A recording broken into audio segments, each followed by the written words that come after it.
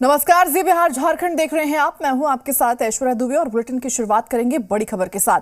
दिल्ली में एनडीए की आज बैठक हो सकती है। सुबह 11 बजे तक नीतीश कुमार दिल्ली पहुंचेंगे। अमित शाह ने जीतन राम मांझी को भी फोन किया है। बता दें कि मांझी 12 बजे पटना से दिल्ली के लिए रवाना होंगे। एनडीए की बैठक में शामिल होने के लिए बुलाया गया है। आज शाम 4 बजे एनडीए की बैठक हो सकती है।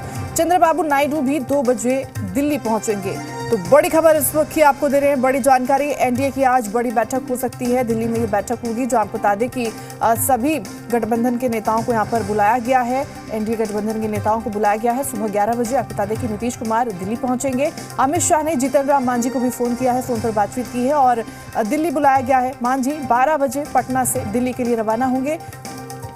तो एनडीए की बैठक में शामिल होने के लिए बुलाया गया है। आज शाम 4 बजे एनडीए की बैठक हो सकती है। चंद्रबाबू नायडू भी 2 बजे तक दिल्ली पहुंच जाएंगे। ज्यादा जानकारी के साथ जी मीडिया संवाददाता रजनीश हमारे साथ जुड़ चुके हैं। रजनीश, दिल्ली में एनडीए की आज बैठक हो सकती है और इसमें कहा जा रहा है कि एनडीए के जो नेता हैं, बड़े नेता, उन सभी को दिल्ली बुलाया गया है। कितना महत्वपूर्ण है ये बैठक?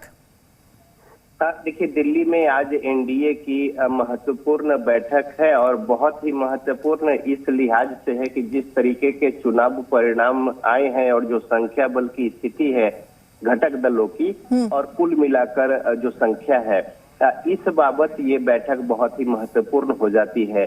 प्रधानमंत्री आवास पर ये बैठक आज शाम को होनी है और इसको लेकर सभी जो घटक दल के शीर्ष प्रतिनिधि हैं उन्हें आमंत्रित किया गया है।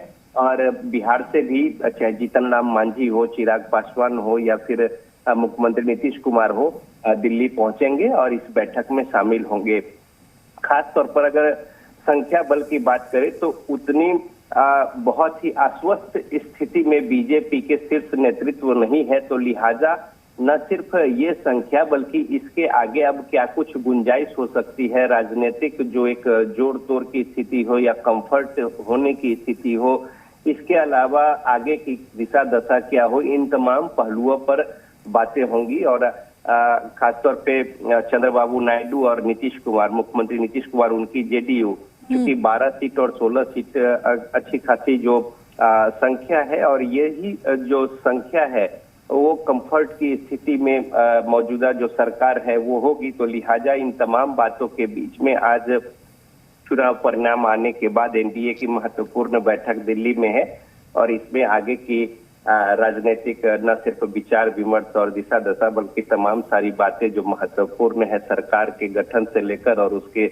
आगे चलने तक को लेकर, इन बातों पर चर्चा होनी है और इसी बात को लेकर आज दिल्ली में बैठक आयोजित की गई। बिल्कुल, और बैठक के दौरान कई रणनीति भी यहाँ पर तैयार की जाएगी रजनीश जी। लेकिन इस बीच मुख्यमंत्री नीतीश कुमार जो है वो कितने बजे तक दिल्ली पहुंच जाएंगे, वहां से कितने बजे निकलेंगे और क्या एक दिवसीय दौरे पर दिल्ली आ रहे हैं या आगे अभी रुकेंगे, रात्रि विश्राम भी दिल्ली में ही करेंगे?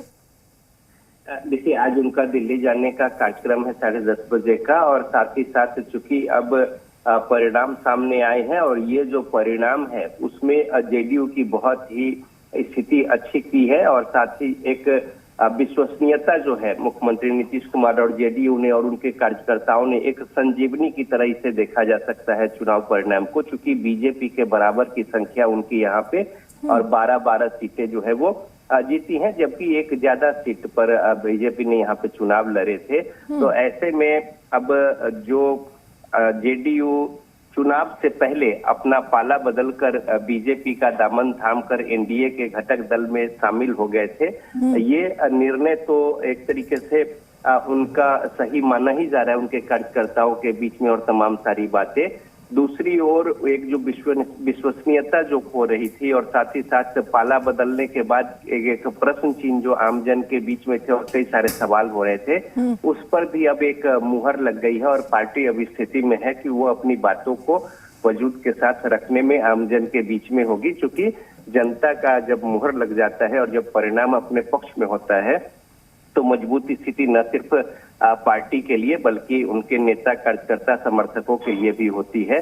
तो इस तरीके से 12 सीटें जो जीत हासिल की है, हालांकि बीजेपी किसी तरीके से अपनी इज्जत बचाने में सफल रही है, हालांकि उस तरीके के जमीनी हकीकत को भांपने में थोड़ी गलती हुई है बीजेपी से और साथ ही साथ अगर साथ यहाँ पे मुख्यमंत्री नीतीश कुमार यानी जेडीयू का समय से होते नहीं होता तो ये परिणाम कुछ और होते और स्थितियां कुछ और हो जाती।